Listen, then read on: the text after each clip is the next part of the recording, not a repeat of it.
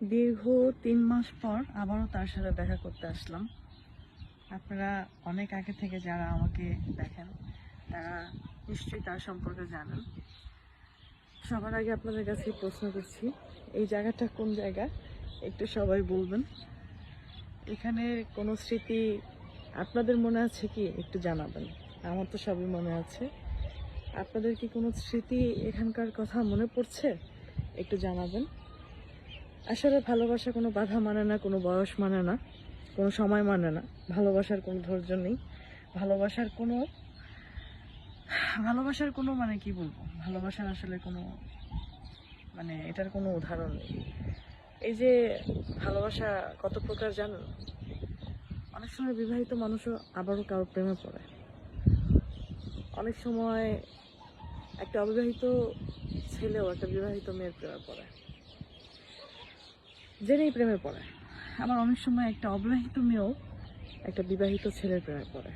তাই বললাম ভালোবাসা আসলে কোনো বয়স নেই, সময় নেই, ভালোবাসার ক্ষেত্রে কোনো ধৈর্য নেই। আচ্ছা, হোক না সে বিবাহিত, হোক না সে অবিবাহিত, হোক না সে গরিব, হোক না সে ধনী, হোক না সে শিক্ষিত, হোক না সে অশিক্ষিত, সে যেমনই হোক না, আমি তো তাকে ভালোবেসেছি। তো তার প্রতি ভালোবাসা, তার কোনো দুর্বলতা দেখেই আমার কমে যাবে এমন ভালোবাসা আসলে কেউই না বাসুক।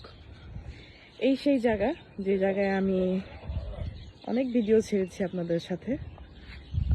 এখানে আমি টিকটক ভিডিও করতাম যখন এখানে পানি ছিল না। তখন এটা ছোটোখাটো একটা নদী, নদীটা যখন শুকিয়ে যায় তখন আমি এখানে দাঁড়িয়ে টিকটক করি, এখনও করব ইনশাল্লাহ শীতের দিনে। তো এই সেই জায়গা যেখানে আমি টিকটক করতাম। আর ওই যে একটা পাহাড় দেখতে পাচ্ছেন পিছনে, অনেকটাই পিছনে, প্রায় মোটামুটি অনেকটাই পিছনে, হেঁটে গেলে 2 মিনিটের রাস্তা।